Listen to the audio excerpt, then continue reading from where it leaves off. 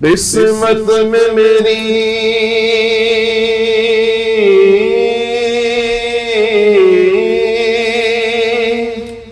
قسمت میں میری چین سے جینا لکھ دے، ڈوبے نہ کبھی میرا سفینہ لکھ دے، جنت تو ٹھکانا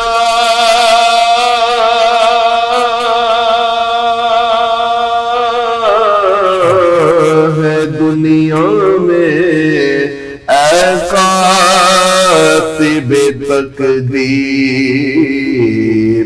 مدینہ لکھ دے، تاجدار حرم ہو نگاہ کرم، تاجدار حرم تاجدار حرم ہو نگاہ کرم، آپ کے در پہ فریاد لائے ہیں ہوئے، تاجدار حرم ہو نگاہ کرم،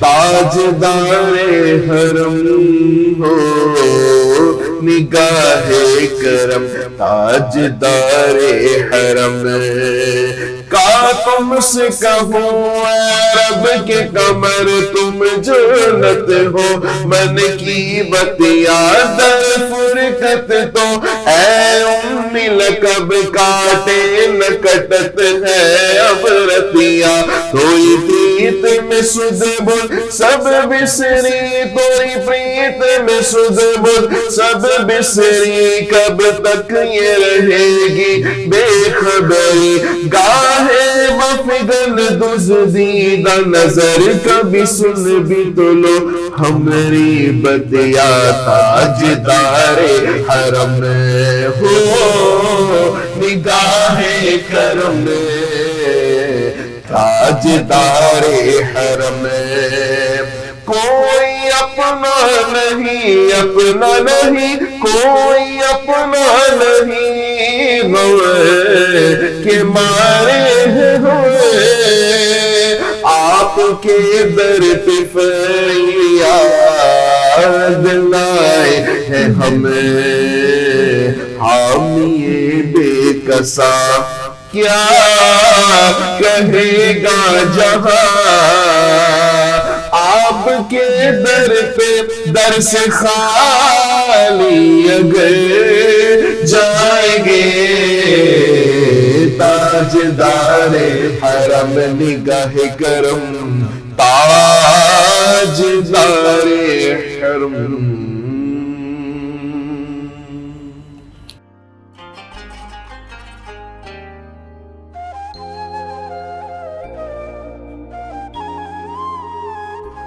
This Ramzan transmission is brought to you by OK Estate and Builder, Cosmos Realtor and Builder, M&J Shipping Line, Al Ibrahim Eye Hospital, Arfat Estate and Marketing, in association with One World Builder, Help International Welfare Trust, Bombay Lighthouse, Musani Electronics, Shan Marketing, Maiman Lawyers Forum, Bilwani Law Associates, North City School of Arts, Students Right Way, Al Maryam Real Estate, H. Dandor Production, Hoor Kitchen and Catering, Home Solution Real Estate and Builders, Bahriya Town, Karachi, H&H Homeopathic and Hajama Clinic, Pakistan Maiman Gujarati Movement.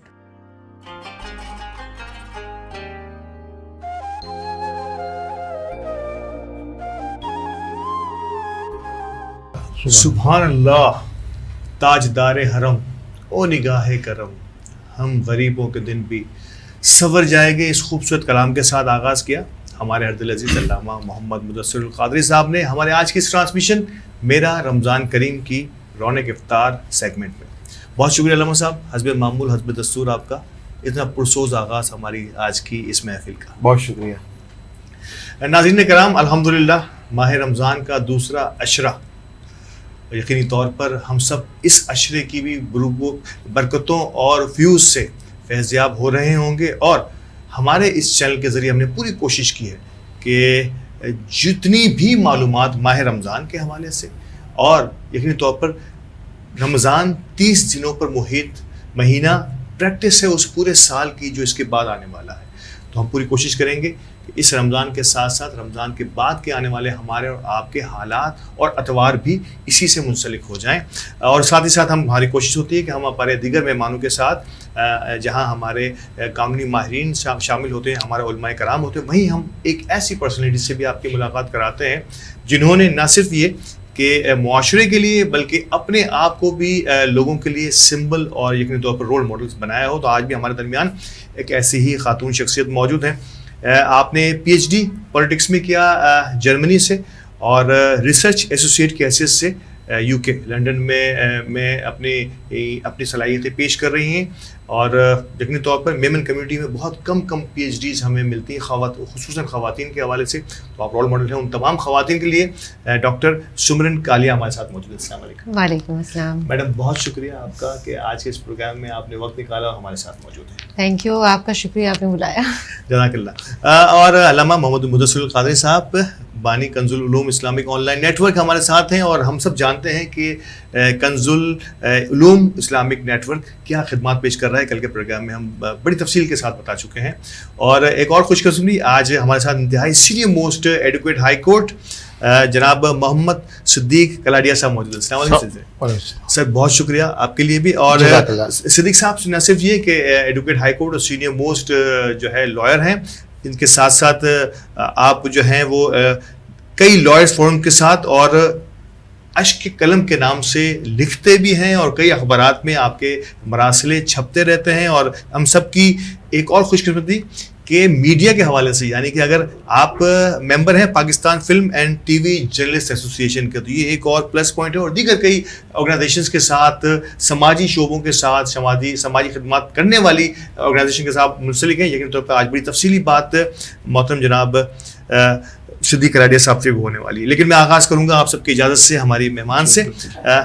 Simran, P H D بہت الحمدللہ خواتین، اور خاص طور پر women community کی خواتین کی میں بات کروں تو تعلیم کا رجحان جس طرح دیگر سوسائٹی اور معاشرے میں باقی تمام لوگوں کے مقابلے میں خواتین میں یہ رجحان بہت بڑا ہے، اور پوزیشن ہولڈرز بھی آج ہم دیکھتے ہیں تو ایسی فیلڈز کی پوزیشن جو ایک زمانے میں مردوں کی ہوا کرتی تھی وہ اب خواتین نے سنبھالی ہے، اور یہ سلسلہ مسلسل جاری ہے بڑی تیزی کے ساتھ۔ پی ایچ ڈی کا خیال کیسے آتا ہے، اور وہ بھی سیاسیات کے شعبے میں؟ تو سمرن، کیوں اتنے یونیک سے ٹاپک کی طرف، خصوصاً اسلامیات میں پی ایچ ڈیز آپ کو خواتین میں بہت زیادہ ملتی ہیں، بڑا آسان یا مشکل کی میں بات نہیں کر رہا، یعنی کہ اس میں ایزی ہوتا ہے بہت سارے معاملات کو۔ پالیٹکس اور پی ایچ ڈی کا سمرن سے کیسا تعلق ہے؟ میرا پولیٹیکل سائنس جو ہے وہ ڈسپلن ضرور ہے، لیکن جو میرا پی ایچ ڈی ہے وہ تھوڑا سا انٹر ڈسپلنری ہے، اور بیسکلی پہلے میں پی ایچ ڈی کیوں کیا میں نے اس کا جواب دے دیتی ہوں، پھر پالیٹکس کی طرف آتے ہیں۔ پی ایچ ڈی میں نے بیسک اس ریسرچ کا شوق تھا، مجھے سوال تھے میرے دماغ میں معاشرے کے حوالے سے، ہمارے اسپیشلی خاص طور پہ پاکستانی معاشرے میں جو مسائل تھے، اور پی ایچ ڈی کرنے سے پہلے میں ایک عورت ہوں، ایک ماں ہوں، تو 4 بچے ہیں میرے ماشاءاللہ، وہ اس معاشرے میں بڑے ہو رہے ہیں، تو مجھے جو مسائل تھے ان کے شاید سوالوں کے جواب مل نہیں رہے تھے، اور مجھے جواب حاصل کرنے کیسے ہیں اس کی تمیز نہیں تھی، اس کا طریقہ نہیں پتہ تھا، تو وہ جو طریقہ ہے وہ مجھے پی ایچ ڈی کے ذریعے حاصل ہوا۔ اور پھر سیاست کی طرف اس لیے کیا کیونکہ سیاست ایز سچ اس میں ڈائریکٹ نارمل جو ہم کنونشنل وے میں کہتے ہیں نا کہ یہ سیاست ہے، اس طرح کی سیاست کی پی ایچ ڈی نہیں ہے میری، لیکن باوجود اس کے وہ اس کیونکہ ہم جو بھی کرتے ہیں اس کو ایک براڈر اس میں دیکھا جائے تو سیاست میں آتا ہے، معاشرتی جو بھی ہماری ایکٹیویزمز ہوتی ہیں، جس طرح ہم حصہ لیتے ہیں کسی بھی مقصد کے لیے، تو وہ اس کے لیے حساب سے میں نے اس کہ جو ہم کر رہے ہوتے ہیں اس کے کیا اثرات ہیں، ہم جب معاشرے میں باہر نکلتے ہیں کسی بھی مقصد کے لیے تو اس کا کیا پازیٹیو, منفی یا مثبت اثر نکلتا ہے اور کیوں نکلتا ہے, تو وہ اس طرح سے سمجھنے کے لیے. اچھا, میں صرف ان لوگوں کے لیے جو یقینی طور پہ پی ایچ ڈی کے نام سے تو واقف ہیں, لیکن وہ ان پی ایچ ڈی کرنے والے مرد و خواتین جو بھی اس شعبے کی طرف جاتے ہیں, شاید اس سے بہت, میں ایک لیمن کی حیثیت سے پوچھنا چاہوں گا, ایکچولی پی ایچ ڈی کن کن سبجیکٹ, کن کن ادوار کے بعد کرنے کی لیے پرسیو کیا جاتا ہے, اور دین اس میں کتنا وقت لگ سکتا ہے؟ جو اگر آپ ڈگری کی بات کریں گے نا, تو ڈگری جو ہے وہ پاکستان کے اندر تو آپ کو پہلے آپ انٹرمیڈیٹ کر لیں, اس کے بعد انڈر گریڈ کریں اپنا, اس کے بعد ماسٹرز کریں, اس کے بعد جا کے پی ایچ ڈی آتا ہے. پاکستان میں پہلے یہ تھا کہ ایم فل کی ریکوائرمنٹ ہوتی تھی, اب وہ ایچ ای سی نے آہستہ آہستہ ختم کر دی. اب وہ جو ہے جو ایم فل کر رہے ہیں وہ آٹومیٹکلی انرول ہو جاتے ہیں پی ایچ ڈی کے لیے. کچھ لوگ اب ماسٹرز کے بعد ڈائریکٹلی بھی پی ایچ ڈی کر لیتے ہیں. یہ پاکستان کی ہے. باہر ملکوں میں بھی سسٹم تھوڑا سا ڈفرینٹ ہے. یو کے میں اور یورپ کی جو ممالک ہیں اس میں بھی یہی ٹریجیکٹری ہے کہ آپ کو پہلے ماسٹرز کرنا پڑتا ہے, پھر وہ اکثر کبھی کبھار ایک اور ایم ایس بھی مانگ رہے ہوتے ہیں, لیکن اس کے بعد جا کے پی ایچ ڈی ہوتا ہے. اور یو ایس میں جو ہے وہ آپ انڈر گریڈ کے بعد ڈائریکٹ پی ایچ ڈی بھی کر سکتے ہیں. جی, اور ہاں, لیکن پھر وہ دورانیے کا فرق آ جاتا ہے, کیونکہ آن این ایوریج پاکستان میں 3 یا 4 سال تو منیمم لگ جاتے ہیں کم از کم, اور یورپ میں بھی 3-4 سال لگ جاتے ہیں. یو ایس میں جو ہے وہ منیمم 5 سال ہے, اور پھر زیادہ بھی ہو جاتا ہے. تو یہ اچھا, اس کے بعد پی ایچ ڈی کی ڈگری حاصل کرنے کے بعد کون کون سے شعبے؟ ایک تو پروفیسری یقینی طور پر پڑھا تو خیر ایک ماسٹر ہولڈر بھی ڈگری ہولڈر پڑھا, لیکن پی ایچ ڈیز کا پڑھانا کیوں اتنا زیادہ؟ میں یہاں لوکل یونیورسٹیز کی بھی اگر بات کروں تو لوگ اسٹوڈنٹ اب آ کے پوچھ رہے ہوتے ہیں کہ آپ کے پاس پی ایچ ڈیز کتنے ہیں. مطلب یہ کیوں اس پی ایچ ڈیز کی اس لیول پر بھی ایک خاص اہمیت ہے کہ پڑھانے کے لیے بھی پی ایچ ڈی جتنے زیادہ ہوگا جس یونیورسٹی میں, ان کے لیے اسکیل کرنے کا بہت زیادہ چانس ہوگا. ایکچولی جب ہم پی ایچ ڈی کرتے ہیں نا, تو ہم جو ہے وہ ایک خاص اپنی جو تعلیمی شعبہ ہے اس میں بہت زیادہ مہارت حاصل کرتے ہیں. اس کے حوالے سے جتنی بھی کتابیں ہیں, جو بھی ریسرچ چھپی ہے, جو بھی, ہم اس کا بہت گہرائی سے مطالعہ کرتے ہیں. پھر اس کے بعد جو ہے ہم مستقل ریسرچ کا, تحقیق کا عمل جاری رہتا ہے, اور جب وہ جاری رہتا ہے تو ہم مستقل اس چیز سے منسلک رہتے ہیں. بالکل. تو جو نئی سے نئی علم کے اندر جو ایڈیشنز ہو رہی ہیں اور جو ہمیں معلومات نئی آتی جاتی ہیں, جب وہ پی ایچ ڈی والا جس نے پی ایچ ڈی کیا ہوتا ہے اس کو پتہ ہوتا ہے کہ اس کو کہاں ڈھونڈنا ہے اور کس طرح سے اپنی علم کو, اپنی معلومات کو اپ ٹو ڈیٹ رکھنا ہے. پھر اسی وجہ سے جب آپ پڑھانے پہ آتے ہیں تو جس نے پی ایچ ڈی کیا ہوا ہے وہ چونکہ بہت زیادہ, ایک تو اس نے گہرائی سے مطالعہ کیا ہوا ہے, پھر وہ اپنے مطالعے کو مستقل اپڈیٹ کر رہا ہے, تو وہ جب پڑھا رہا ہوتا ہے تو وہ جو ہے نا, ہم کہتے ہیں نا, فرسودہ نہیں ہوتی اس کی سوچ, اور وہ نئے اپڈیٹڈ جو ہے, میں اردو کا لفظ تلاش کرنے کی کوشش کر رہی تھی یہاں پہ, لیکن اپڈیٹڈ انفارمیشن کے ساتھ پھر وہ پڑھاتا ہے. اسی وجہ سے کورسز جو ہے ان کی ریوائز کیے جاتے ہیں, نئے دوبارہ سے ان کی آؤٹ لائنز بنائی جاتی ہیں. کبھی کبھار یونیورسٹیز کورسز پرانے جو ہے وہ ختم کر دیتی ہیں, نئے کورسز لے کر آتی ہیں.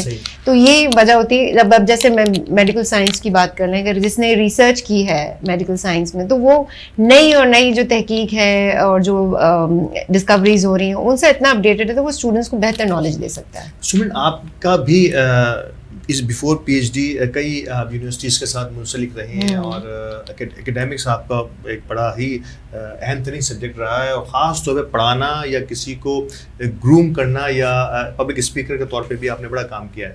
تو یہ تجربہ آپ کا کیسا رہا, اور کہاں کہاں آپ کو موقع ملا اپنے اس صلاحیتوں کو ایکسپلور کرنے کا؟ شروعات تو میں نے یونیورسٹی آف کراچی سے کی تھی, پھر اس کے بعد میں نے سندھ سول سروسز اکیڈمی میں بھی پڑھایا تھا. پاکستان کی بیوروکریسی کے ساتھ بھی کام کیا کسی حد تک, تو وہ بھی ایک اچھا ایکسپیرینس رہا. کافی سیکھنے کو مجھے خود بھی ملا وہاں پہ. اس کے علاوہ بحریہ میں پڑھایا میں نے, دادا بھائی میں پڑھایا ہے. اس کے بعد ایک یو ایس میں جارج میسن یونیورسٹی ہے, ان کے ساتھ ایک ریسرچ پروجیکٹ کیا تھا.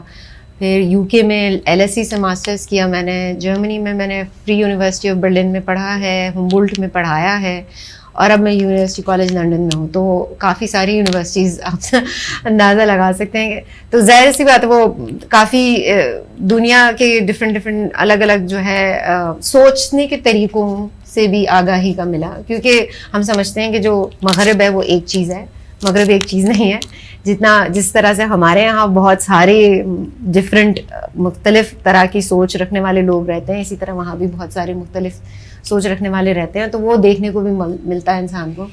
اچھا, اب آپ کے ایکسپیرینس سے جو آپ نے بتایا کہ دنیا کی اگر میں نقشہ سامنے رکھوں تو ایسی کئی جگہوں پر جہاں یونیورسٹیز, پاکستان اور جو بیرونی دنیا میں جو پڑھانا یا پڑھنا, مطلب یہ اس میں کوئی میجر فرق جو مختصر سے وقت میں آپ بتا سکتے ہیں؟ پاکستان میں مسئلہ صرف یہ ہے کہ تھوڑی سی ہمیں آزادی رائے کا ایشو ہے, کیونکہ دیکھیں میرے خیال سے جب آپ سوال کرتے ہیں نا, پی ایچ ڈی کرنے کا مقصد یا تحقیق کرنے کا مقصد ہے سوال کرنا, اور جس معاشرے میں سوال کرنے پہ مسائل ہو جاتے ہوں وہاں پہ تھوڑا سا سوچ پہ بھی ایک حد لگ جاتی ہے, اور پھر وہ سوچ جو ہے وہ آگے اتنی تیزی سے بڑھ نہیں سکتی. اور یہ مسئلہ جو ہے وہ صرف اساتذہ کے ساتھ نہیں ہے, وہ پھر بچوں کے ساتھ بھی آتا ہے, وہ پیرنٹس والدین بھی ہوتے ہیں.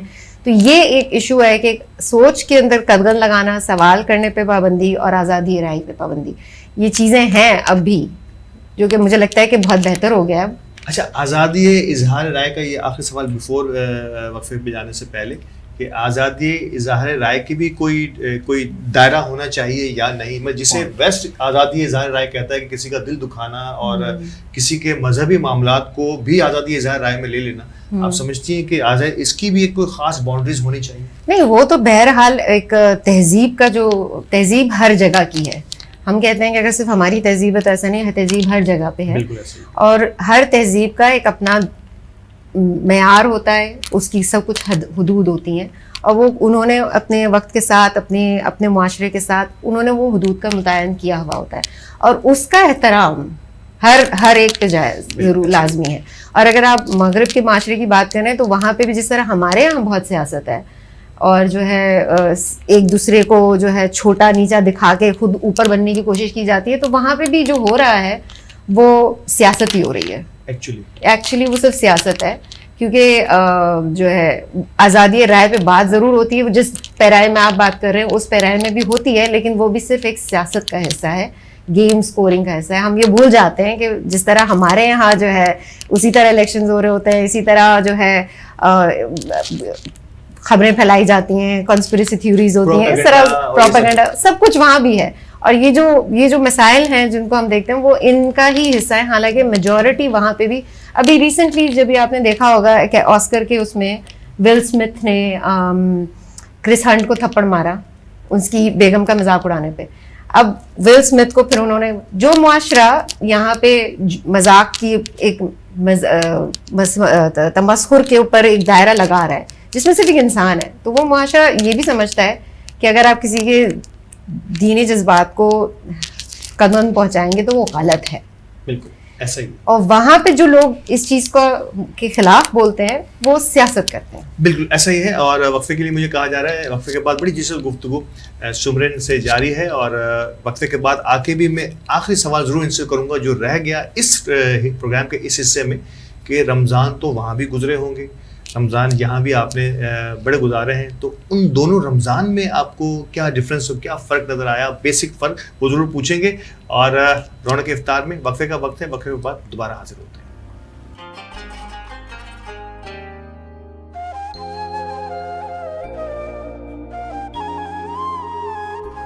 This Ramzan transmission is brought to you by OK Estate and Builder, Cosmos Realtor and Builder, M&J Shipping Line, Al Ibrahim Eye Hospital, Arfat Estate and Marketing. In association with One Word Builder, Help International Welfare Trust, Bombay Lighthouse, Musani Electronics, Shan Marketing, Mehman Lawyers Forum, Bilwani Law Associates, North City School of Arts, Students Right Way, Al Mariam Real Estate, H. Dandor Production, Hoor Kitchen and Catering, Home Solution Real Estate and Builders, Bahriya Town, Karachi, H&H Homeopathic and Hajama Clinic, Pakistan Mehman Gujarati Movement.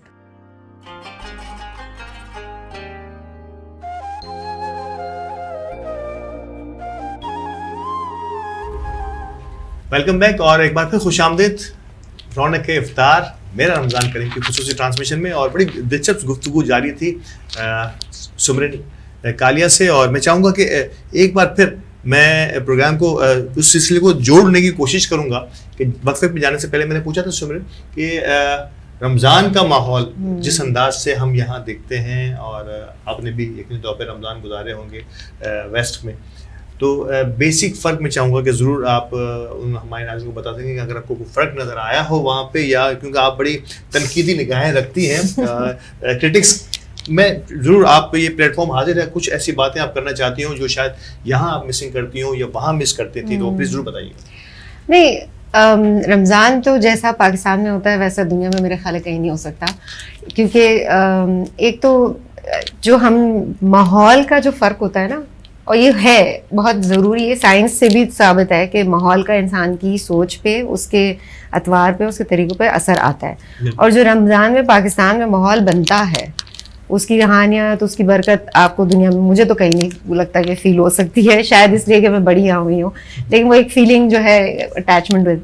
لیکن باوجود اس کے جو میرا experience over all تجربہ رہا رمضان گزارنے کا، جو میں نے actually overall outside of Ramzan بھی اگر میں دیکھوں تو تھا کہ مسلمانوں، دوسرے ممالک کے مسلمانوں سے تعلق.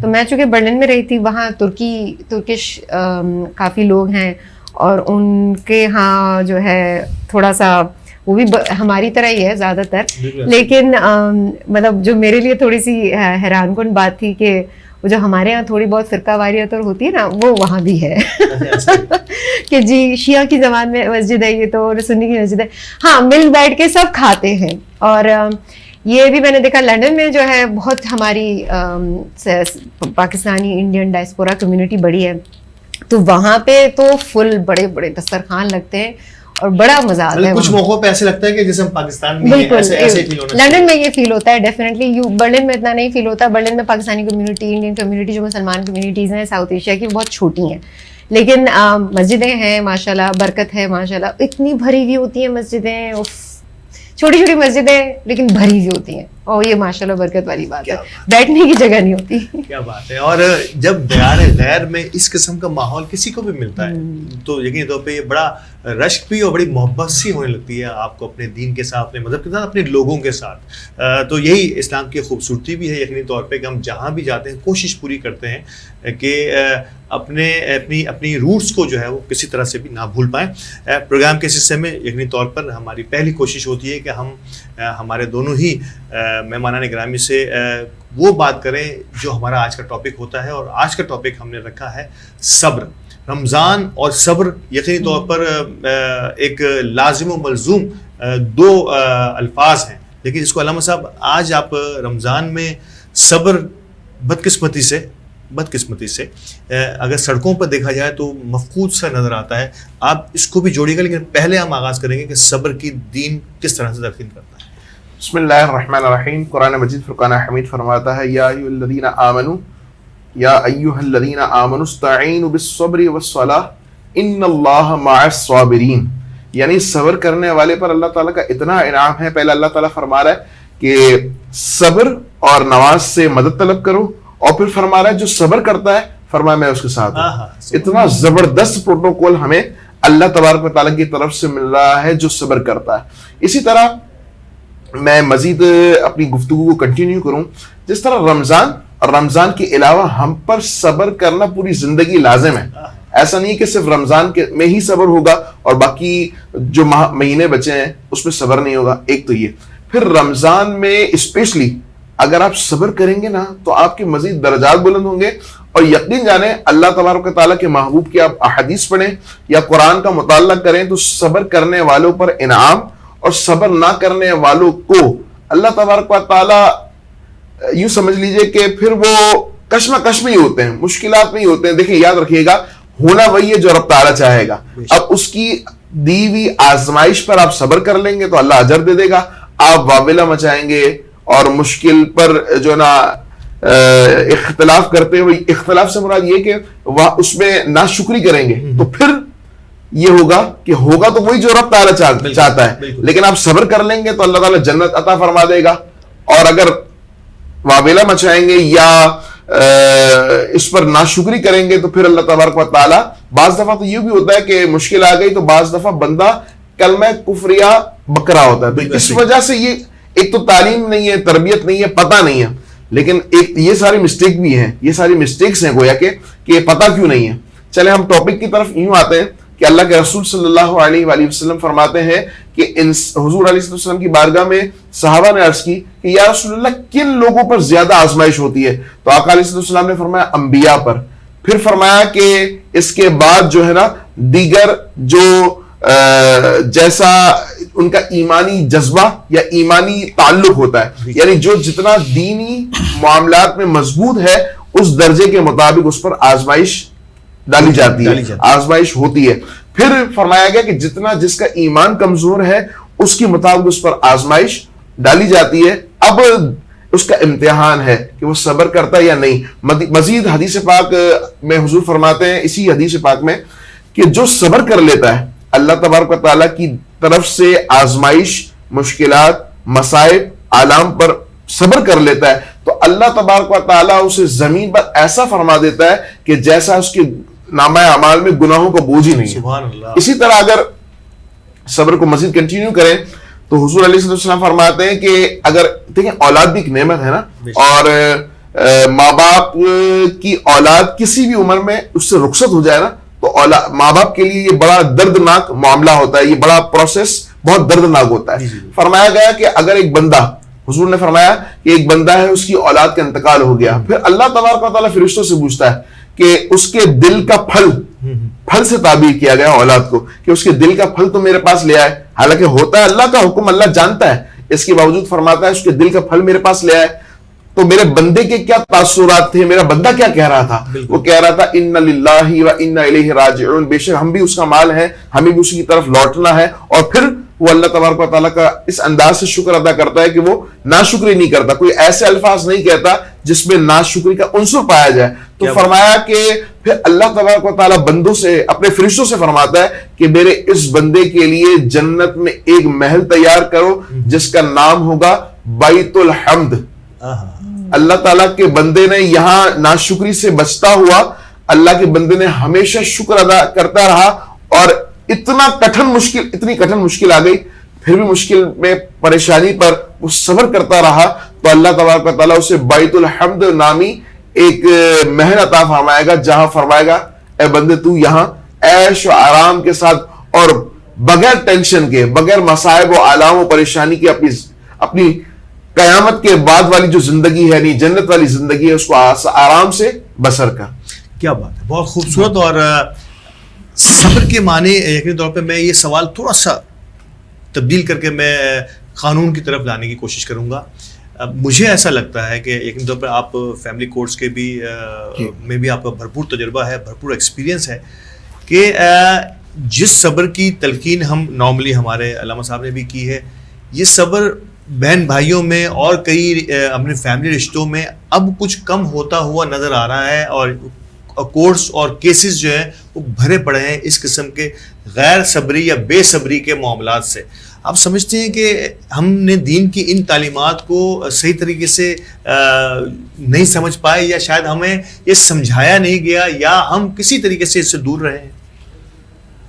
اصل معاملہ جو ہے صبر کا, جو علامہ صاحب نے بتایا, اگر اس کا میں ایک لفظ اور استعمال کروں اور وہ یہ ہے عدم برداشت. تو جو عدم برداشت کا جو یہ لفظ ہے یہ ہمارے پورے معاشرے کے اوپر, پورے سوسائٹی کے اوپر بیٹھا, بہت خوب لگ گیا یہ. اور اس عدم برداشت نے کیا کہتے ہیں کہ ہمارا پورا نظام تباہ و برباد کر دیا. اور کوئی بھی نظام ملک میں ہو, چاہے صوبے میں ہو, لیکن کوئی بھی نظام ہوتا ہے نا, وہ نظام ہمیشہ چلتا گھر کے اندر سے باہر نکل کر آتا ہے. صحیح بات ہے. تربیت پہلی جو ہے ماں کی گود ہے, بالکل ایسا ہی, یہاں سے چلتا ہے آگے کی طرف فلو کرتے ہیں. سب سے بڑا مسئلہ ہمارے پاس جو آ رہا ہے وہ تعلیم کے ساتھ تربیت کی کمی, جو کہ ہمارے تعلیمی اداروں میں ملتی ہے. کمرشل ہیں تو ہمارے تعلیمی ادارے, اگر میں سمجھتا ہوں کہ ہمارے گورنمنٹ اسکولس کے اندر تو کوئی تعلیم بھی نہیں ہے, تربیت تو چھوڑ دیجیے, تعلیم بھی نہیں ہے. اور اگر میں پرائیویٹ اداروں کی طرف جاتا ہوں, ہمارے اپنے بچے پڑھتے ہیں, ہم نے خود نے دیکھا ہے وہاں پر وہاں پر ان کو جو چیز سکھائی جا رہی ہے کمرشلزم سکھایا جا رہا ہے. اب جب ایک بچہ جو ہے وہ کمرشلزم کو ٹچ کرتا ہے, اس کو سمجھتا ہے, اس کو سیکھتا ہے, اور پھر ان سے اس بات کی پریکٹیکلی ٹریننگ بھی دلوائی جاتی ہے, مختلف اس طریقے کے پروگرامز کروائے جاتے ہیں جس میں کہ کوئی ایسی شخصیت بلائی جاتی ہے جو کہ ان کو اس بات پہ ایجوکیٹ کرتی ہے, یا کوئی ایسا پروگرام ارینج کر دیا جس پہ وہ کوئی چیز ایسے بنا رہے ہیں, اپنے طور پہ فروخت کر رہے ہیں, کوئی کمپنی بنا لی, اس طریقے کی جو یہ چیزیں بتا رہے ہیں, مطلب سارا کچھ پیسے کے اور ریل پل کا ذریعہ بن گیا. اور یہ سسٹم جو پورا چل رہا ہے ہمارا, یہ پاکستان تو ایک معمولی پارٹ ہے ورلڈ کا, یہ پورا اس وقت پورے دنیا میں نظام جو ہے یہ کمرشلزم میں ہی چل رہا ہے, اور اس کے اثرات ہمارے نیچے تک آئے ہیں. ہمارے تعلیمی اداروں سے بچوں کو تربیت نہیں مل رہی, لہٰذا وہ جو بنیادی تربیت جو گھر سے ملی ہے اس کے اثرات زائل ہو جاتے ہیں. اچھا, کیا گھروں سے بھی وہ جو اقدار, جن اقدار کا ذکر میں اور آپ کر رہے ہیں, جن ویلیوز کا میں اور آپ ذکر کر رہے ہیں, ایک زمانے میں ہم گھروں میں دیکھا کرتے تھے کہ برداشت کے بڑے مادے ہوا کرتے تھے, اور فیملیز کے اندر بھی, فیملیز کے سراؤنڈنگ سے نکلے تو آپ کی گلیوں میں, آپ کے محلوں میں, وہاں سے نکلے تو آپ کے شہروں میں برداشت کا مادہ نظر آتا تھا. لیکن جب ہم ہمارے آج کے زمانے کو دیکھتے ہیں تو کیا سمجھتے ہیں صدیق صاحب کہ مجھے لگتا ہے کہ وہ چیزیں اب آہستہ آہستہ ناپید ہوتی جا رہی ہیں. کیا گھروں کا بھی اس میں بہت بڑا قصور ہے؟ میں اگر اپنے بچپن کی بات اگر کہوں میں, تو ہم جس محلے میں رہتے تھے, چھوٹے سے علاقے کے اندر رہا کرتے تھے, چھوٹے بڑے دن آتے تھے, لوگوں میں اس قدر محبتیں ہوا کرتی تھی. جیسے رمضان شریف آئے تو ایک دوسرے کے گھروں میں باقاعدہ افطاری بھجوانا, یہ مل جل کے بیٹھنا. رات کے اوقات کے اندر خواتین ایک ساتھ بیٹھا کرتی تھیں محلے کے اندر, مرد الگ بیٹھا کرتے تھے, بچے ایک ساتھ کھیلا کرتے تھے. ہم چھوٹے سے بڑے ہو گئے, ہم نے اپنا بچپن اس طریقے سے گزارا.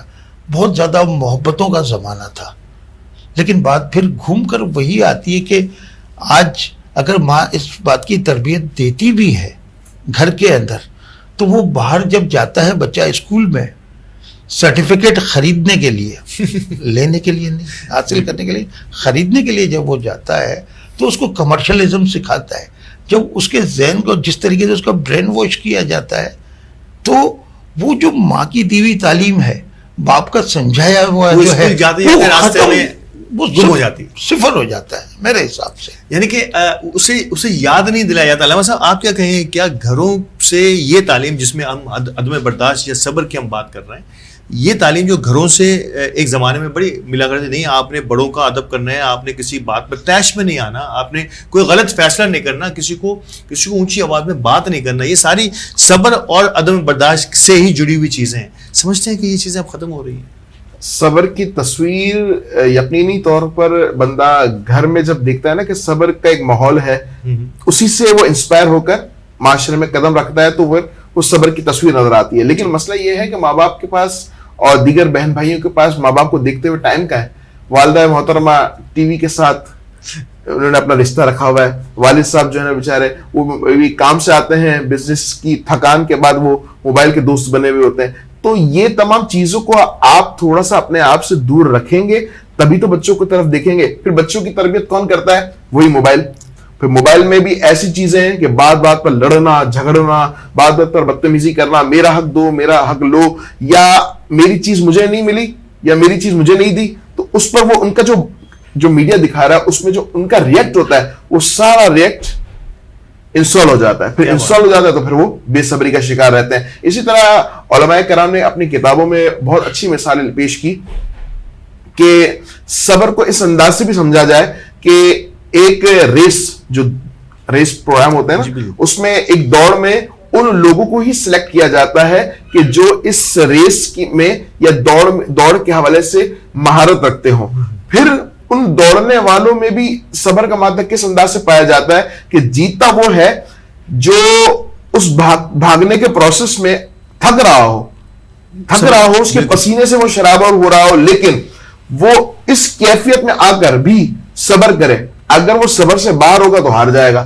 اسی طرح فرمایا گیا کہ اگر زندگی کی دوڑ میں ایک छोटी पोजीशन से लेकर के बड़ी पोजीशन पे जो है ना जो बंदा है या कोई औरत है या पूरा हमारे माशरे में किसी भी एतबार से, चाहे सियासी एतबार से देख लें या बिजनेस के एतबार से देख लें, किसी फैक्ट्री का ऑनर हो और उसी फैक्ट्री का एक छोटा सा एम्प्लॉय हो, तो उसे भी जिंदगी के मुख्तलिफ मामले में, मुख्तलिफ उमूर में बहुत सारी ऐसी चीजों को फेस करना पड़ता है जो उसके खिलाफ के, इसके मिजाज के खिलाफ होती हैं, बिल्कुल ऐसे ही। लेकिन उनको फेस कर लेने के बाद उन पर सब्र करते हुए इंसान अपनी शक्ल और अपने किरदार से और अपने अंदाज से और अपने रवैये से ये बताए कि सब कुछ सेट चल रहा है, सब कुछ ओके चल रहा है, सब कुछ दस्तूर के मुताबिक चल रहा है, तो वो शख्स, उसी शख्स को कामयाब कहा जाता है। हर वक्त रोना, हर वक्त अपनी टेंशनों को सामने लोगों के सामने रखना या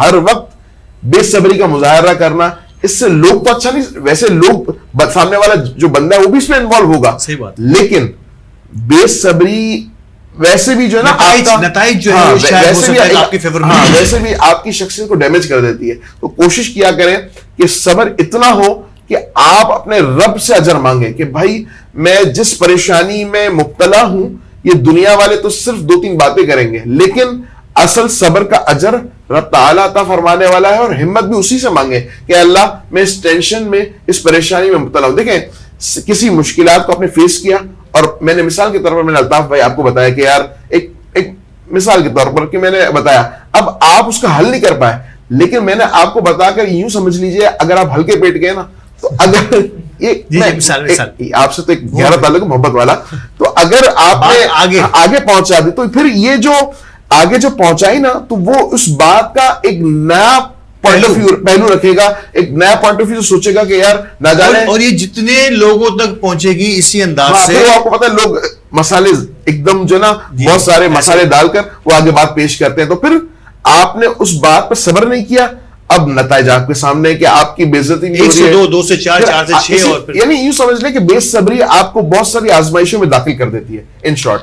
बिल्कुल। अच्छा, एक जी प्लीज, उसके अंदर एक एडिशन ये भी करना चाहूँगा मैं, बल्कि अल्ताफ साहब आपको भी एक चीज़ अपने बचपन की याद होगी बहुत अच्छी, कि जब हम स्कूल जाया करते थे तो जब हम अपना होमवर्क नहीं करते थे, अगर मैं 1 मिनट के लिए आपको रोकूं, क्योंकि वक्फा ले लेता हूँ, और ये आपका आपके स्कूल के ज़माने का अगर वाक़या है तो मैं चाहूँगा ज़्यादा तफसील से सुन सकें इसको, कि हमारे नाजरीन भी थोड़े से इस रमज़ान के अहमियत को उजागर करते हुए हमारे सीनियर्स के वो तजुर्बात जिनसे कुछ सीखने का मौका मिले हम सबको यकीनी तौर पर। तो हमारे साथ रहिएगा, रौनक इफ्तार और मेरा रमज़ान करीम की ये ट्रांसमिशन जारी है, वक्फे के बाद हाजिर होते हैं।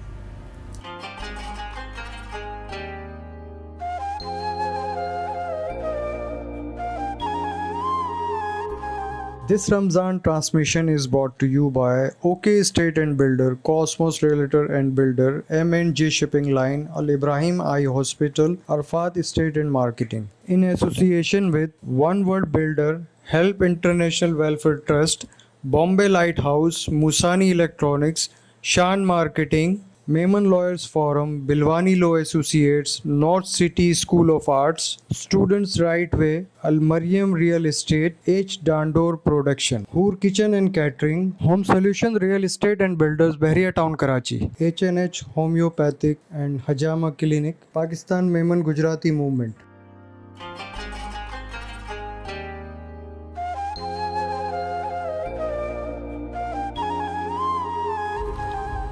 वेलकम बैक और खुश आमदीद एक बार फिर प्रोग्राम के इस आखिरी हिस्से में, रौनक इफ्तार का ये आखिरी सेगमेंट, आखिरी हिस्सा।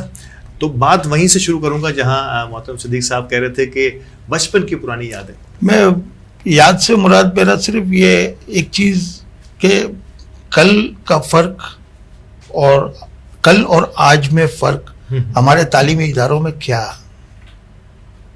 जैसे मिसाल है, अभी मैं जब आया मेकअप कर रहे थे, मेरे को उन्होंने कहा क्या बात है सर पे तेल लगाया हुआ तो मैंने कहा भाई ये क्या कहते हैं, स्कूल लाइफ से लगा रहे, क्योंकि बड़ी सख्ती हुआ करती थी और तब से हमारी आदत है, अब मैं घर से बाहर निकल ही नहीं सकता तेल लगाए बगैर। आज ऑल्टरनेट भी आ गया ना, आज फर्क ये आ गया कि अगर बच्चा स्कूल सर पे तेल लगा के जाता है तो उसको सजा दी जाती है, पनिश किया जाता है उसको कि अच्छा, मैं बात कर रहा था स्कूल की ایک وقت تھا جب آپ بھی پڑھے ہیں اسکول میں بھی پڑھا, جی جی بڑا اچھا زمانہ تھا کہ جب ہم اپنا ہوم ورک کر کے نہیں جایا کرتے تھے تو ہمیں پنش بھی ملتی تھی, اور باقاعدہ بعض اساتذہ ایسے بھی ہوتے تھے جو لکڑی اسکیل رکھتے جی تھے, بالکل ایسے ہی. ہاتھ پہ سزا دیتے تھے, مرغا بھی بناتے تھے, اور یہ تھا. لیکن کیا تھا, پیرنٹس کو کوئی اعتراض نہیں ہوتا تھا, اور بلکہ جب ہمیں- پیرنٹس جب آتے تھے تو ہمیں وہ بھی کچھ اپنے بھی- ایک تھپڑ چاٹ دیا کرتے تھے. بالکل ایسا ہی تھا کہ آپ نے استاد کی عزت نہیں کی. بالکل ایسا ہی ہوگا. تو میں اسی کنٹینیوشن میں یہ بات کرنا چاہ رہا تھا کہ آج کتنی تبدیلی آ گئی ہے ہمارے معاشرے میں کہ اگر کوئی استاد, آج کے کسی اسکول کا استاد کسی بچے کو 2 لفظ سخت کہہ بھی دے تو وہ بچہ کھڑا ہو جاتا ہے کہ ہمارے ماں باپ آپ کو فیس دیتے ہیں, آپ ہمارے ملازم ہیں. یہ الفاظ نکلتے ہیں اس بچے کے منہ سے. تو جب, اور پھر اگر ذرا سا بھی مزید وہ سختی کرنے جاتے ہیں تو اس کے پیرنٹس آ جاتے ہیں کہ آپ نے ہمارے بچے سے یہ سختی کی کیسے. بالکل تو ایسا ہی. جو یہ اوور پروٹیکشن ہے یہ بھی عدم برداشت کا بہت بڑا پارٹ بن رہا ہے, یہ غیر محسوس انداز میں. بالکل ایسا ہی ہے, بالکل ایسا ہی ہے. اور میں سمجھ رہا ہوں کہ ہم نے اتنی ماریں کھائی ہیں اسکولوں میں, ہمارے تو کبھی بھی پیرنٹس جو ہے وہ نہیں پہنچے جی ہاں. کہ ہمارے بچے کو آپ نے ایسے کیوں, بلکہ ہم دکھاتے بھی نہیں تھے, بتاتے بھی نہیں تھے. لیکن اب تو کیمرہ, میرے خیال ہے کیمرہ تیار پڑا ہوا ہوتا ہے کسی بالکل طرح, ایسا فون ہی کیمرہ اور گیا, اور پھر اس کو پھر میڈیا نے اٹھایا. اور بالکل media بالکل نے- ایسا. اور کچھ جگہوں پہ تو ایسا بھی ہوا ہے ہمارے نہیں, وہ کچھ جگہوں پہ تو زیادتیاں بھی ہوئی ہے, جہاں سے کچھ جگہوں پہ جس طریقے انٹیریئر کے سے جانوروں کی طرح یا بے دردی سے مارتے ہیں, نہیں, وہ ایسا- ایک الگ چیز ہو گئی. ایسا تو نہیں ہونا وہ چاہیے, اس کی لیکن- ہم حمایت نہیں کریں گے. انٹیریئر میں تو ایسا ہوا ہے کہ کسی بچے کو اگر تھوڑا سا زیادہ ہو گیا تو وہاں کے تو سائن نے یا وڈیرے نے جو ہے وہ اس کی اس کو باقاعدہ اسکول ہی بند کروا دیتے ہیں وہاں پہ. اسکول ہی بند کرا دیتے ہیں, بلکہ وہاں پہ ایسے ہی معاملات اس ہیں. ٹیچر کے ساتھ بے انتہا کچھ اور بھی ایسے ظلم ہو جاتا ہے. تو یہ استادوں کا احترام کی بھی تھوڑی سی ہم اب نے یہاں اگر میں اس کو تھوڑا سا, ہم، یہ ایک ایسا معاشرتی مسئلہ ہے یہ صبر کا اور عدم برداشت کا. یہی معاملات ہماری عدالتوں کے اندر بھی آپ کو ملیں گے.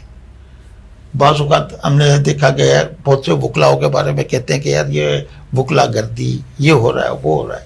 اچھا, اس کے بیک گراؤنڈ پہ کوئی نہیں دیکھنے کی کوشش کرتا, کیونکہ ہمارا پورا نظام کرپشن, انڈر کرپشن ہے. ہر جگہ کرپشن موجود ہے. بالکل جب ایک وکیل اس کرپشن کے خلاف, وہاں پر ہونے والی کرپشن کے خلاف آواز اٹھاتا ہے, جب وہ ایک سائل کی حق میں بات کرتا ہے اور اس کی نہیں سنی جاتی, تب وہ ہائپر ہوتا ہے. جب وہ ہائپر ہوتا ہے تو اس کو وکلا گردی قرار دے دیتے ہیں. لیکن سب سے بڑا مسئلہ وہ عدم برداشت نہیں, وہ برداشت کرتا ہے. سب سے پہلے وہ برداشت کر کے اپنی بار ایسوسی ایشن کو انفارم کرتا ہے, بار کونسلز کو انفارم کرتا ہے کہ یہ ہو رہا ہے, عدالت میں ہمارے ساتھ یہ ہوا, ہمیں یہ ریلیف نہیں مل رہا. اب دیکھیے بڑی عجیب سی بات ہے, وزیر اعظم کہہ رہے تھے کہ سپریم کورٹ کے ججز کو خریدا جا رہا ہے. بڑی عجیب سی بات ہے. لیکن اگر اسی تناظر میں ایک بات اور آئی کہ ہمارے چیف جسٹس آف پاکستان کو پاکستان بار کونسل کے جنرل سیکرٹری نے کہا کہ یہ تنخواہ دار ملازم تنخواہ تو لیتے ہیں, تنخواہ تو وہ لے رہے ہیں, لیکن انہوں نے کہا کہ ان کو تنخواہ دار ملازم نہ کہا جائے. وہ تو اس بات پہ ہائپر ہو رہے ہیں, سخت الفاظ استعمال کیے انہوں نے. اب وزیر اعظم کہہ رہے ہیں کہ انہی ججز کو خریدا جا رہا ہے. حقائق کیا ہے؟ کہنے کا ہر سطح کے اوپر جو ہے, تو یہ عدم برداشت کیوں پھیل رہا ہے, اس کے پیچھے کیا کہانیاں ہیں, یہ بڑی امپورٹنٹ ہے. کیونکہ ہم زیادہ بات نہیں کر سکتے. 90% آف دا ریکارڈ ہے ایسا ہی ہے. اور یقینی طور پر اس پہ بھی ہمیں عدم برداشت اور صبر کو ساتھ ساتھ دیکھیں تو یہ اوپر سے جب ہم اس قسم کے میسیجز سنتے ہیں تو نو ڈاؤٹ اس کا اثر تو ضرور ہوتا ہے معاشرے میں. اور یا ہمیشہ کہتے ہیں کہ برائی جو ہے وہ نیچے سے زیادہ اوپر سے اگر ختم کرنے کی کوشش کریں گے تو شاید نیچے تک آنے میں ہم بہت جلدی اور کامیاب ہو جائیں گے. آج میں ایک اہم سوال کرنا آپ سے بھول گیا, جب آپ سے بات ہو رہی تھی یقینی طور پر پروگرام کے اس حصے میں بنتا ہے یہ سوال کہ یقینی طور پر اب آپ ریسرچ کے مراحل سے گزر کے پیپرز کی طرف آپ گامزن ہو چکی ہیں, اور کیا آپ کا اس وقت سبجیکٹ کس قسم کی سبجیکٹس کے ساتھ آپ کام کر رہی ہیں؟ فی الحال تو جو میں کام کر رہی ہوں آج کل, وہ جو آپ ابھی بات کر رہے تھے کہ اوپر سے جو ہے معاشرے میں بدلاؤ کی ضرورت ہے, تو ایک سیلانی ویلفیئر ہے, اس پہ میں کام کر رہی ہوں, اور میرے خیال سے وہ اوپر سے معاشرے میں اچھائی کی طرف جو ہے وہ کوشش کر رہے ہیں کہ کام کیا جائے, کیونکہ وہ کرتے یہ ہیں کہ وہ زکوٰۃ اکٹھی کرتے ہیں, اور صرف زکوٰۃ نہیں, وہ تو کافی بڑے لیول پہ آج کل ماشاء اللہ کام کر رہے ہیں, بڑی بڑی آئی ٹی کمپنیز کے ساتھ, وہ گورنمنٹس کے ساتھ, سب کے ساتھ مل کے, یعنی وہ جو اوپر ہائر لیول کے ایلیٹس ہیں ان کو موبلائز کرتے ہیں تاکہ وہ نچلی سطح پہ جو لوگ ہیں ان کی مدد کریں. انہوں نے کھانے کے فوڈ ڈسٹریبیوشن دسترخوان کے ذریعے ایک بیسکلی ایک یہ بیڑا اٹھا لیا ہے کہ ہم اوپر سے لے کے نیچے تک ایک اچھے معاشرے کی تشکیل کا جو ہے وہ کوشش کریں گے. اور وہ جو آپ کہہ رہے تھے نا کہ چیزیں مؤثر زیادہ اس وقت ہوتی ہیں جب وہ اوپر سے لے کے نیچے تک جو ہے کام ہو, اور میرے خیال سے اس چیز کو ہائی لائٹ کرنے کی, اس چیز کو دنیا کو دکھانے کی بہت ضرورت ہے, تاکہ ہم دکھائیں کہ یہ چیزیں ہیں ہمارے معاشرے میں جو اچھی ہیں اور جو ہمیں دیکھنی چاہیے, اور ہم ان چیزوں کی مثال بن سکتے ہیں کیا باقیوں کے لیے بھی. بالکل یقینی طور پر ایک زندہ مثال جس پر اب ہماری اور آپ کی نظر میں تو ہو سکتا ہے کہ یہ این جی اوز ہیں جو سڑک پہ یا فٹ پاتھوں پہ دسترخوان لگاتی ہیں اور کھانا کھلاتی ہیں, لیکن اب آپ دیکھیں کہ دنیا اب اس پر ریسرچ کر رہی ہے, اور خود سمرین جو ہے وہ اس ٹاپک کو لے کے دنیا کے سامنے لا رہی ہیں کہ کس طرح سے ہمارے یہاں کی ایک پراؤڈ آرگنائزیشن جو انسانی کی خدمت کے لیے ہمیشہ سے آگے آگے ہوتی ہے, سیلانی ویلفیئر انٹرنیشنل ٹرسٹ, اب کس طرح سے اس کو دنیا کے سامنے ایک اچھے اور مؤثر انداز میں پیش کیا جائے. علامہ صاحب, اگر ٹاپک نکل ہی گیا ہے تو میں اسی پہ بھی آ جاؤں گا. انسانی خدمت میں پاکستان کے اور بے شمار ادارے ایسے ہیں جو دنیا میں نام رکھتے ہیں. عید ہی دیکھیں, چھپا کا بھی نام اس میں آتا ہے, سیلانی ایک بہت بڑا اس میں کام کرنا ہے, اخوت بہت اچھا کام کر رہا ہے, ٹی سی ایف بہت اچھا کام کر رہا ہے, مطلب بے بہا نام ہیں جنہوں نے انسانیت کی خدمت کو, میں کہوں کہ جہاں جہاں گورنمنٹ نہ کر پائی وہاں پہ ان این جی اوز نے بڑا کام کیا. تو یہ پاکستان جیسے ملک میں جسے کہتے ہیں کہ چیریٹی دینے میں ہم سب سے آگے ہیں, ٹیکس نہیں دیتے ہم لوگ لیکن چیریٹی بہت کرتے ہیں, تو کیسے ہم اس چیریٹی کے سسٹم کو کمیونٹی کے لیے اور بہتر کر سکتے ہیں؟ دیکھیں, سب سے پہلے تو یہ اللہ کی نعمت ہے کہ اللہ تبارک و تعالیٰ نے پاکستان جیسے ملک میں اور پاکستان میں رہنے والے ملک جو ملکی ہیں, ہمارے اس ملک میں رہنے والے لوگ ہیں, ان کے دلوں میں اللہ تعالیٰ نے رحم داخل فرما دیا اور خوف خدا داخل فرما دیا اور درد مسلم عطا فرما دیا. اس کو مزید بہتر اس انداز سے بنایا جا سکتا ہے کہ اگر ہم ان تمام امور کی اہمیت کو مزید اپنے مطالعے میں لے آئے نا, تو پھر انشاءاللہ تبارک و تعالیٰ یہ امور مزید بڑھ سکتے ہیں. جیسے آپ ایک سیلانی کو ہی لے لیں تو ماشاءاللہ وہ دن بدن ترقی کی طرف گامزن اس انداز سے اس لیے ہو رہا ہے کہ حضرت علامہ بشیر فاروقی صاحب جس انداز سے وہ لے کر کے چل رہے ہیں اور پھر ان کے ساتھ جو لوگ شامل ہیں تو ان کی تربیت بہت اچھے انداز سے ہوتی چلی جا رہی ہے, تاکہ وہ جب تربیت اچھے انداز سے ہوتی ہے تو پھر وہ نیچے تک جو ہے نا اچھے معاملات جو ہے نا طے کرتے چلے جاتے ہیں. تو ہمیں تھوڑی سی اس پر بھی توجہ دینی چاہیے. سید صاحب, آخری الفاظ یقینی طور میں آپ سے لینا چاہوں گا کہ کتنے بلیسڈ ہیں ہم کہ پاکستان جسے اگر دنیا کے نقشے پہ اگر دیکھا جائے تو ہم ایک ڈاٹ ہیں, ایک چھوٹا سا ملک ہے, لیکن ان کی این جی اوز کے بارے میں اب نہ صرف یہ کہ ریسرچ ہو رہی ہے اور ان کے خدائی خدمت باروں کے بارے میں اب دنیا کو بتایا جا رہا ہے کہ ہم پاکستان میں سسٹم کو اوپر سے ایک تبدیلی کو لاتے ہوئے خوشحالی کے لیے پیغام لاتے ہوئے, اور سیلانی ہم سب جانتے ہیں کہ اب آئی ٹی کے شعبے میں بھی یعنی کہ جدید تعلیم جدید علوم پر بھی اپنی دسترس رکھنے کے لیے کوششوں میں مصروف ہے. الطاف بھائی, اصل میں تو بلا شبہ بات یہ ہے میری نظر میں کہ جیسے آپ نے کہا کہ ہم ٹیکس نہیں دیتے اور خدمت خلق کرتے ہیں, اصل بات یہ ہے کہ ہم یہ خدمت خلق, لوگوں کے دل اچھے ہیں, ہمارے بہت پیارے ہم وطن لوگ ہیں, ان کے دلوں میں انسانیت کا درد موجود ہے. سب سے پہلی بات تو یہ سمجھنی ہے. اور نمبر 2, وہ انہی شعبوں میں کام کر رہے ہیں جن شعبوں پر حکومتوں کو ہماری بلکہ کرنا چاہیے تھا. ہمارا کانسٹیٹیوشن بھی یہ کہتا ہے, فنڈامنٹل رائٹس کے اندر یہ چیزیں موجود ہیں. ایجوکیشن, ہیلتھ, کھانا پینا, یہ اصل چیز ہے بھائی, بنیادی ضرورت. حتیٰ کہ میں نے تو کچھ لوگوں کو یہاں تک دیکھا, یار سیلانی نے تو لوگوں کو جو ہے نا بھیک مانگنا سکھایا. ارے نہیں, فور دا ٹائم بینگ ایک بھوکے کا پیٹ بھرا اس نے, دیکھیں نا آغاز دسترخوان سے ہوتا وہ ہے. کہتے ہیں کہ آپ جو ہے لوگوں کو جو ہے نا مچھلی پکڑنا سکھاؤ, مچھلی تیار مت دو. لیکن میں کہتا ہوں کہ ایک وقت میں اس وقت ایک شخص بھوکا ہے تو اس کو مچھلی براہ راست کھانے کی ضرورت ہے. اگر میں اس کو پکڑنا سکھانے بیٹھوں گا پھر وہ پکڑ کے لائے گا تب تک وہ زندگی سے جا چکا ہوگا. اسلام کے بہترین حسن کو یہ قرار دیا گیا کہ کسی بھوکے کو کھانا کھلانا. تو یہ ضروری نہیں ہے کہ یار یہ تو جو نا کھاموں کا ایک نشئی کو تو آسانی ہو گئی کہ بھائی وہ فارن سے جو نا سیلانی جائے گا کھانا کھا لے گا. ارے بھائی یہ بھی تو دیکھیے نا کہ بھوک کو مٹانا کتنا اہم عمل ہے جو اسلام کہہ رہا ہے کہ یہ اسلام کا حسن ہے. ہاں اس کا یہ فیل غلط ہے کہ وہ نشہ کیوں کرتا ہے, آہستہ آہستہ وہ درستگی کی طرف بھی آ جائے گا. لیکن بھوکا جو ہے نا وہ کوئی بھی ہو, چاہے غریب ہو یا امیر ہو. امیر تو چلے اپنے پیسوں سے خرید سکتا ہے لیکن وہ بھوک جو ہے وہ ہے جس کو مٹنا انتہائی ضروری ہے. وہ اگر زندہ رہے گا تو شاید ہو سکتا ہے کہ اپنے لیے کچھ نہ کچھ اسباب پیدا کر لے, برائیوں سے جان چھڑا لے, لیکن زندہ رہے گا تو. ناظرین بڑی دلچسپ موڑ پہ اگر آپ کچھ کہنا چاہیں گے. ہاں کچھ پلیز پلیز. جب وہ بھوکا آتا ہے اور جب وہ کھانا کھا کے جاتا ہے تو وہ کیا سوچتا ہے کہ اس بندے نے میری مدد کی, بے لوس ہو کے. تو کیا اس کے ذہن میں یہ نہیں آتا ہوگا کہ یار میرے پاس بھی کبھی ایسا موقع آئے گا تو میں بھی یہی کروں گا. تو یہ نیکی کا سائیکل شروع کی جاتی ہے. تو یہ ہے وہ جذبہ جسے بیدار کرنا ہم سب کی ضرورت ہے. آج اگر ہم این جی او کی بات چلی ہے اور سیلانی کی بات چلی ہے تو صرف دسترخوان تک محدود نہیں رہے. عبوری دور میں سب سے پہلے بھوک مٹانی ہوتی ہے جس کا ذکر علامہ صاحب نے بھی کیا, صدیق صاحب نے بھی کیا.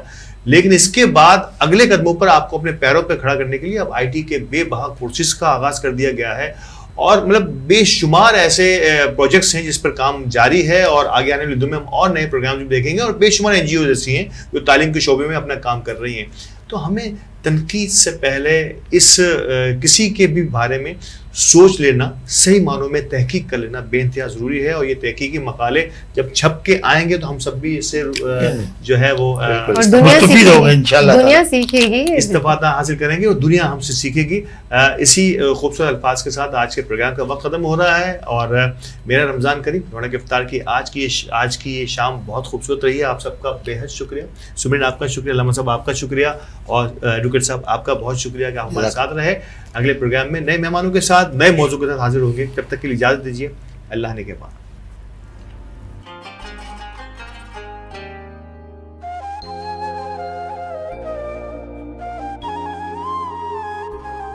This Ramzan transmission is brought to you by OK Estate and Builder, Cosmos Realtor and Builder, M&J Shipping Line, Al Ibrahim Eye Hospital, Arfat Estate and Marketing. In association with One World Builder, Help International Welfare Trust, Bombay Lighthouse, Musani Electronics, Shan Marketing, Mehman Lawyers Forum, Bilwani Law Associates, North City School of Arts, Students Right Way, Al Maryam Real Estate, H. Dandor Production, Hoor Kitchen and Catering, Home Solution Real Estate and Builders, Bahria Town, Karachi, H&H Homeopathic and Hajama Clinic, Pakistan Mehman Gujarati Movement.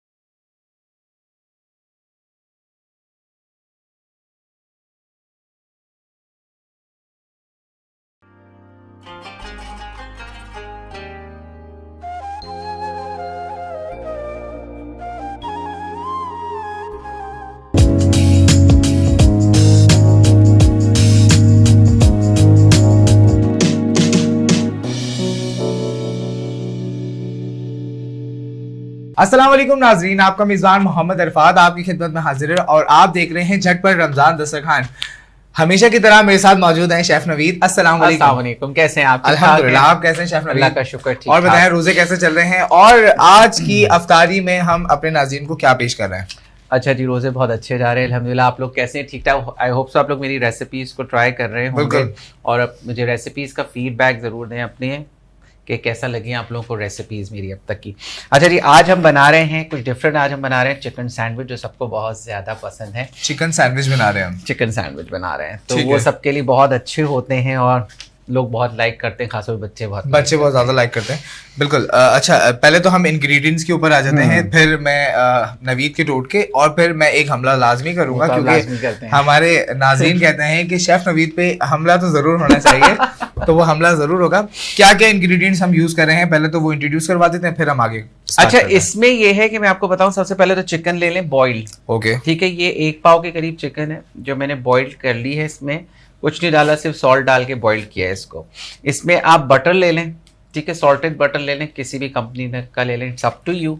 Butter ہے. اچھا, butter کون سا لینا ہے واپس بتائیے گا؟ Salted butter لیجیے. سالٹڈ بٹر لینا ہے, انسالٹڈ نہیں. اچھا, ضروری ہے یہ؟ کیونکہ سالٹڈ بٹر سے ٹیسٹ آئے گا, کیونکہ انسالٹڈ سے نہیں آئے گا. ایسا نہیں ہے انسالٹڈ موسٹلی ہم یوز کرتے ہیں کیکس وغیرہ کے لیے. ہاں, کوئی شوگر سوری بلڈ پریشر کے پیشنٹس ہیں وہ انسالٹڈ کر سکتے ہیں. اوکے, ٹھیک ہے جی. اچھا, پھر ہم اس میں میونیز یوز کر رہے ہیں, پلین میونیز ہے, چکن میونیز نہیں ہے, پلین میونیز ہے. اس میں ہم بلیک پیپر یوز کر رہے ہیں, اس میں ہم کیچپ یوز کر رہے ہیں, اس میں ہم چیز یوز کر رہے ہیں کہ ہم اس کو پراپر طریقے سے ڈریسنگ بنا کے ہم اس کو تیار کریں گے کہ کیسا یہ بنتا ہے. بالکل. اور سلائسز ہیں ہمارے پاس یوزول. ٹھیک ہے. اچھا, سلائس لاسٹ ٹائم بھی فریش ہے. بالکل, یہی میرا سوال تھا کہ یہ سلائس فریش ہے یا نہیں, اور دکھا دیں ہمارے ناظرین کو. اچھا شیف نوید, سب سے پہلے تو یہ بتا دیں کہ آج کا ٹوٹکا کیا ہے, پھر حملے کے لیے بھی تیار رہے گا, کیونکہ میں آج بہت ہی دلچسپ سوال کرنے والا ہوں. جیسے کہ ہمارے ناظرین ہم سے سوال کی ریکویسٹ کرتے ہیں, ویسے ہی ہمیں وہ سوال کرنے پڑتے ہیں, اور ہمیں بہت اچھا لگتا ہے کہ جب ہمارے ناظرین جو کہ آپ لوگ ہیں ہم سے سوال کرتے ہیں اور ریسیپیز ہماری ٹرائی کر کے ہمیں فیڈ بیک دیتے ہیں, تو ہمیں بہت خوشی ہوتی ہے. اسی طریقے سے ہمیں فیڈ بیک دیتے رہیں اور ہم سے سوال پوچھتے رہیں, کیونکہ ہم آپ کے لیے ہی ہیں یہاں پہ. شیف نوید, آج کا ٹوٹکا کیا ہے؟ آج کا ٹوٹکا کچھ بچوں کے لیے اس طرح سے ہے کہ مائیں کہتی ہیں ہمارے بچے ہماری بات نہیں سنتے اور ہمیں بہت زیادہ ضد کرتے ہیں, خاص طور پہ کھانے پہ. بالکل. تو بات یہ ہے کہ دیکھیں, بچوں کو بچہ تو ضد کرتا ہے تو بچہ ہے تو ضد کرے گا. بالکل, جب تک وہ ضد نہیں کرے گا تب تک وہ بچہ ہی نہیں رہے گا. آپ پہ ڈیپینڈ کرتا ہے کہ آپ کس طرح سے ان کو کھانا کھلاتے ہیں. دیکھیں, میں نے لاسٹ ٹائم بھی ایک چیز بتائی تھی, میرے پاس یہ کمپلین موسٹلی ایک چیز آتی ہے, والدائیں خاص طور پہ ایک چیز کرتی ہیں, یار ہمارا بچہ یہ نہیں کھاتا, ہمارا بچہ یہ نہیں کھاتا. اچھا, بچے سبزیوں سے بہت دور ہیں, بہت زیادہ الرجی ہے. اچھا, بہت سے لوگ جیسے مٹر نہیں کھاتے. بالکل, مٹر نہیں کھاتے. آپ مٹر لیتے ہیں, مٹر کو آپ کیا کریں, مٹر کو بوائل کریں اور اس کو میش کریں. پوٹیٹو لیں, اس کو بوائل کریں, اس کو میش کریں.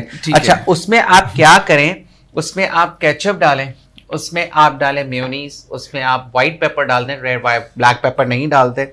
اس کو آپ بالز بنائیں, جیسے لڈو بنتے ہیں نا, اس طریقے سے کچھ ڈیزائننگ والے آپ بنائیں. کچھ کریٹو دکھائیں, کریٹیویشن دکھائیں گے تو بچے خود اٹریکٹ ہوں گے, کیونکہ ہمارے جو آج کل کے ینگسٹر بچے ہیں اور جو مطلب شیطان بچے ہیں بہت زیادہ, وہ کریٹیوٹی ہمیں کرنی چاہیے. بالکل, جب تک ہم ان کو رنگ برنگی کچھ دکھائیں گے نہیں, ان کی آنکھوں میں نا وہ چیز آنی چاہیے, اور وہ فوراً سے اس کو چکھنے کے لیے, ایک بچے نے بھی اگر وہ رنگ برنگی چیز آپ کی کھا لی, آپ کی محنت. کیونکہ بچے مانگتے ہیں اٹریکشن, کیونکہ ہم جیسی سمپل سی ڈش رکھ دیں, اور آپ جب تک اس کے اندر کریٹیوٹی نہیں دکھائیں گے, آپ یہ بالز بنا کے دیکھیں اور کھلائیں, کھانے کا کھانا بھی ہو جائے گا بچہ, اور اس میں رائس بھی ملا دیں, آپ بہترین رائس بھی ملا کے اس کو میش, بچے کا کھانا بھی ہو جائے گا, آپ کا فن بھی ہو جائے گا, اور آپ کا جو آپ کی جو ایک اچیومنٹ تھی کہ میرا بچہ سبزیاں کھا لے, وہ بھی آپ کی پوری ہو جائے گی. یہ ساری چیزیں. شیف نوید, ریسیپی کو پھر سے اسٹارٹ کرتے ہیں کہ ابھی آپ نے کیا کیا ہے. اچھا, میں نے جو چکن ہے وہ میں نے بہت زیادہ وہ نہیں کی ہے, ٹھیک ہے نا, شریڈ نہیں کی ہے, وہ میں نے موٹی موٹی رکھی کیونکہ اس میں اچھی لگتی ہے. ٹھیک ہے, سینڈوچز میں ایسی ہی ہونی چاہیے, ایسی ہی ہونی چاہیے. بالکل. اچھا, یہ سینڈوچ بڑا سمپل سا ہے, کوئی ہارڈ اینڈ فاسٹ نہیں ہے, اور آپ لوگ بہت آسانی سے بنا سکتے ہیں. کوئی کوک نہیں کرنا, صرف آپ نے چکن کو لاگے بوائل کرنا ہے. بالکل, یہ تو بہت جھٹپٹ ریسیپیز ہیں, کیونکہ ہمارا پروگرام کا نام بھی جھٹپٹ ہے, اور ہمیں فٹافٹ ایسی ریسیپیز دکھانی ہوتی ہیں جو لوگ فٹافٹ وہ ریڈی کر لیں. تو ناظرین, یہ ریسیپی ریڈی ہو رہی ہے, اور ساتھ ساتھ حملے کا وقت ہو چکا ہے, اور اب ہم کریں گے شیف نوید پہ حملہ. حملہ کچھ یہ ہے کہ شیف نوید یہ بتائیں کہ جو چکن ہوتی ہے اس کو آپ کس لحاظ سے اور کس طریقے سے سیو کر سکتے ہیں بوائل کیے بغیر؟ اچھا دیکھیں ایک چیز میں آپ کو بتاؤں کہ پہلے تو آپ چکن لائیں, دیکھ کے صحیح چکن لائیں, کیونکہ کبھی میں کہتا ہوں وہ والی چکن نہ لیں جو دکاندار باہر آپ لوگ کے رکھ دیتے ہیں. صحیح, کیونکہ وہ چکن میں سمجھتا ہوں ایکسٹرا وہ کب کی رکھی ہوئی ہوتی ہے, کچھ پتا نہیں. اپنے سامنے اگر آپ نے صرف گوشت بھی لینا ہے نا تو فریش چکن کٹ کروائیں, فریش چکن کٹ کروا کے وہ آپ اپنے سامنے لیجئے, اپنے سامنے حلال کروائیں. اپنے سامنے کچھ پتا نہیں ہے آج کل یہاں پہ کچھ بھی ہو جاتا ہے, ہم لوگ بھرت ہم لوگ کیا کیا کھا لیتے ہیں. بالکل, پھر اندازہ ہی نہیں. ہاں شیف نوید, لوگوں کو پتہ ہی نہیں چل رہا اور لوگ بس باتوں میں آ جاتے ہیں. ہمارے جو عوام ہے نا بہت معصوم عوام ہے, وہ عوام ہماری اتنی معصوم بھی نہیں ہے, ہر چیز میں گھسی جاتی ہے. یہ بات تو بالکل صحیح ہے, لیکن پھر بھی جو ہماری گھر کی خواتین ہیں ان کے پاس ویسے ہی بہت زیادہ پریشر ہوتا ہے اور وہ یہی کرتی ہیں کہ جو چکن پہلے سے ہی ریڈی پڑی ہوئی ہوتی ہے وہ انہیں کو کٹواتی ہے اور انہیں کو تلواتی ہے اور گھر لے آتی ہے, لیکن ان کو یہی نہیں پتا ہوتا کہ وہ کتنی پرانی ہے اور کب سے اس نے کاٹ کے رکھی ہوئی ہے. تو اس کا مطلب سیو کرنے کا طریقہ بتا دیں آپ. اچھا دیکھیں, سب سے پہلے آپ چکن لاتے ہیں, چکن لا کے سب سے پہلے میں اتنا بتاؤں اس کے اندر آپ سرکہ ڈال دیں. سرکہ ڈال دیں. سرکہ ڈالنے کے سرکہ اس لیے ڈالنا چاہیے کہ آپ کا جو چکن ہے نا اس میں سے جتنی بھی گندگی ہے نا پوری نکل جاتی ہے. اچھا, سرکہ ڈالنے سے چکن تھوڑا سا سوسی نہیں ہو جائے گا؟ نہیں, آپ اگر 1 کلو چکن لا رہے ہیں نا تو اس میں 2 ٹیبل سپون ڈال کے جالی میں رکھ دیں, ٹھیک ہے, اس کو ڈپ کرے, بھیگے. ٹھیک ہے ناظرین, یہ بات یاد رکھیے گا کہ ڈپ نہیں کرنا, صرف 2 ٹیبل سپون آپ نے 1 کلو چکن بہت ہے, 1 کلو چکن اگر آپ لا رہے ہیں 1 کلو چکن کے اندر آپ نے صرف 2 ٹیبل سپون ڈالنا ہے سرکہ, اور اس کو ہلکا ہلکا سے اوپر سے اس کو ڈال دینا تاکہ اس کی جتنی بھی گندگی ہے وہ نکل جائے گی. اور وہ پھر کتنا ٹائم تک سروائیو کر لے گی شیف نوید؟ اچھا, اس چکن کو آپ کم سے کم 15 سے 20 منٹ چھوڑ کے پھر اچھی طرح ٹھنڈے پانی سے واش کریں. بہت سی لیڈیز کو میں نے دیکھا ہے وہ گرم پانی میں واش کرنا شروع کر دیتی اور بیکٹیریاز گروتھ ہوتے ہیں. پانی جو ہے وہ مطلب رننگ واٹر ہو یا پھر چلڈ واٹر ہو؟ نہیں, جو آپ کا رننگ واٹر ہے. اچھا ٹھیک ہے, جو آپ کے ٹیپ میں یہ تو بہت ایزی ہو گیا, بس آپ نے سرکہ ڈالنا ہے اور اس کے بعد 15 سے 20 منٹ بعد اس کو رننگ واٹر سے ہی دھو لینا ہے. رننگ واٹر ناظرین میں بتاتا چلوں کہ رننگ واٹر وہ کہ آپ نے ٹیپ آن کیا اور پانی آیا, اس کو کہتے ہیں رننگ واٹر. ریسیپی کی طرف چلتے ہیں. شیف نوید نے چکن کو الگ الگ پیسز کر دیے, اس کے بعد آپ نے کیا کیا ہے, سلائس پہ آپ نے وہ بٹر لگایا ہے اور کیا لگایا ہے؟ اچھا, میں نے میونیز لگایا ہے. اوکے ٹھیک ہے, اب میں اس کے اندر کیچپ ڈالوں گا. اوکے. اچھا ناظرین, آپ کو بہت قریب سے دکھ رہا ہوگا, یہ بہت ہی بہت زبردست ہے. چکن ڈالنے میں کنجوسی مت کریے گا. ہاں, یہ شکایت تو بچوں کو بھی رہتی ہے اور بڑوں کو بھی رہتی ہے, اور وہ یہ کہتے ہیں کہ کیوں چکن کم آئی تھی گا. حالانکہ چکن ہے اس کو بھرپور ڈالیں کیونکہ اس میں پروٹین ہے, اور یہی جو ہے آپ کے رونق بڑھائے گا سینڈوچ کی. تو ناظرین تقریباً سینڈوچ ڈن ہو چکا ہے. اچھا شیف نوید, یہ لاسٹ میں آپ کٹ کر رہے ہیں, اگر یہ پہلے کٹ کر لیں تو اس سے کیا فرق پڑے گا, اور لاسٹ میں کٹ کریں گے تو کیا فرق پڑے گا؟ کوئی مسئلہ نہیں ہے, آپ پہلے کر لیں بعد میں کر لیں, آپ کی مرضی ہے. ٹھیک ہے نا, میں اصل میں تھوڑا آخر میں اس لیے کرتا ہوں کہ سب چیزیں اس کی وہ ہو جاتی ہیں, فلیور میں آ جاتی ہیں. اوکے, اچھا وہ پریس ہوتا ہے تو اس وجہ سے. تو ناظرین یہ بھی بتا دوں میں آپ کو کہ کچھ لوگ پہلے جو اس کے بریڈ کے جو سائڈ بارڈرز ہوتے ہیں وہ کٹ کر لیتے ہیں, اور شیف نوید بعد میں کر رہے ہیں. اس کے پیچھے بھی ایک وجہ ہے. وجہ یہ کہ جب آپ اس کو پریس کریں گے تو جتنے بھی اندر انگریڈینٹس ہیں وہ سارے پریس ہو جائیں گے, اور ان سب کے اندر ان کے فلیورز مکس ہو جائیں گے. اور بیچ میں سے کٹ کر رہے ہیں تو اب بس آپ کے سامنے آنے والا ہے ہمارا چکن کا سینڈوچ. دیکھتے ہیں کیسا دکھ رہا ہے, پھر افطاری کے دسترخوان پہ اس کو ٹرائی کریں گے. اور آپ نے بھی ٹرائی کرنا ہے ناظرین. ہم جھٹپٹ ریسیپیز اسی وجہ سے بناتے ہیں تاکہ آپ اپنے دسترخوان کی رونق ہماری ریسیپی سے بڑھا سکیں اور ہمیں بتا سکیں کہ یہ والی ریسیپی کیسی تھی, اور ان سینڈوچز کے اندر کچھ بھی آپ انوکھا یا اپنے یہ دیکھیں ڈال رہے ہیں. بالکل, یہ دیکھیں میں نے اس کو بالکل فل کیا ہوا ہے. بالکل, ہم نے کوئی کنجوسی نہیں کری ہے, تو آپ نے بھی کوئی کنجوسی نہیں کرنی ہے. اور ناظرین یہ ہے آج کی ریسیپی اور آج کی جھٹپٹ دسترخوان کی شان, چکن سینڈوچ ضرور ٹرائی کریں. اسی کے ساتھ ہوا جاتا ہے افطار کا وقت بہت قریب ہے, اس کو ٹرائی کریں. ہمیں کمنٹ باکس میں لازمی بتائیں کہ آپ کو کیسا لگا, اور کوئی ایسا سوال جو آپ کو کر رہا ہے چیز ڈالیں تو وہ بھی. اچھا شیف نوید لاسٹ میں چیز ڈالنا بھول گئے ہیں, تو یہ بھی بتا دیں کس طریقے سے چیز ڈال سکتے ہیں ہم. چیز آپ اس کو کاٹیں اور ابھی تو میں نے اس کو کٹ کر لیا تو میں اس کو اسی کے شیپ میں کٹ کروں گا. اوکے ٹھیک ہے. اچھا اکثر ہوتا ہے ہمارے ساتھ بھی کہ ہم کوئی چیز ڈالنا بھول جاتے ہیں تو پھر لاسٹ میں بھی ہم ایڈ کر سکتے ہیں, ایسا ہی شیف وہ آپ ایڈ کر سکتے ہیں. اوکے, جس طریقے سے ہمارے شیف نوید پر حملہ ہوا تو ان کے دماغ سے چیز نکل گیا اور انہیں لاسٹ میں چیز سلائس بھی ڈال دیا. تو ناظرین اسی کے ساتھ افطار کا وقت بہت قریب ہے, تو واپس میں بار بار ایک ہی بات کہتا ہوں کہ یہ وہ ڈشز ہیں جو آپ اپنے جھٹ پر دسترخوان, رمضان دسترخوان پہ ٹرائی کریں اور ہمیں لازمی بتائیں, کیونکہ افطار بہت قریب ہے. افطار کریں, افطار میں ہمیں دعاؤں میں یاد رکھیں, ہماری ٹیم کو دعاؤں میں یاد رکھیں, اور اسی کے ساتھ اپنے میزبان کو دیں اجازت. محمد عرفات اور شیف نوید, اللہ نگہبان.